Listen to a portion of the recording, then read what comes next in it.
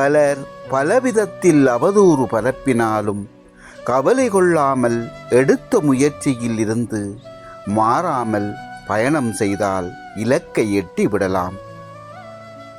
முடியாது என்று சொல்ல வேண்டிய இடங்களில் தயவு செய்து முடியாது என்று சொல்லுங்கள். இது பல பிரச்சனைகளை ஆரம்பத்திலேயே தீர்த்துவிடும். மற்றவர்கள் கொடுக்கும் நிராகரிப்பைக் கண்டு மனக்கலக்கம் கொள்ளாதே. சாதிக்க நினைப்பவன் முதலில் நிராகரிக்கத்தான் படுவான். ஏனெனில் அவனுடைய வலிமையை அவனுக்கு உணர்த்துவதற்காக. அனைத்திற்கும் காலம் பதில் சொல்லும் என்ற மனநிலையை மாற்றி வாழப் பழகிக்கொள். உன் வாழ்க்கை உன் கையில். இல்லாதது உண்மையாகாது, உள்ளது இல்லாதாகாது.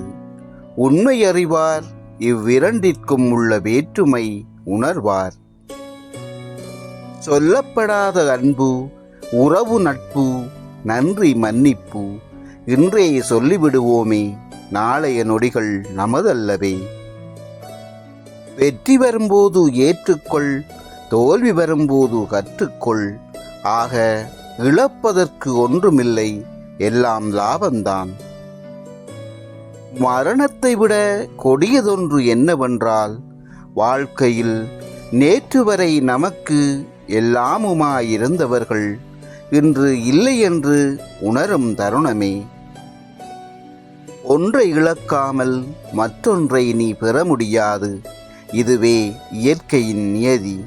ஏன், நீ உள்ளிழுத்த மூச்சை கூட வெளியில் விட்டால்தான் மீண்டும் சுவாசிக்க முடியும்.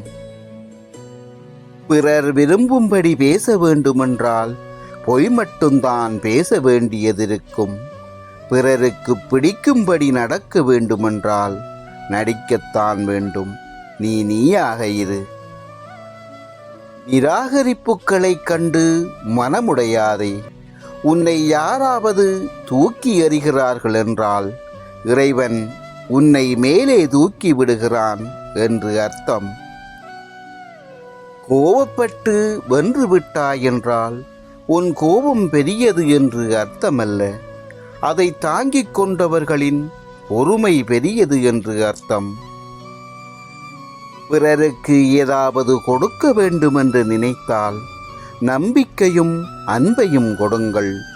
ஆயுள் முழுவதும் அதுவே போதுமானதாக இருக்கும்.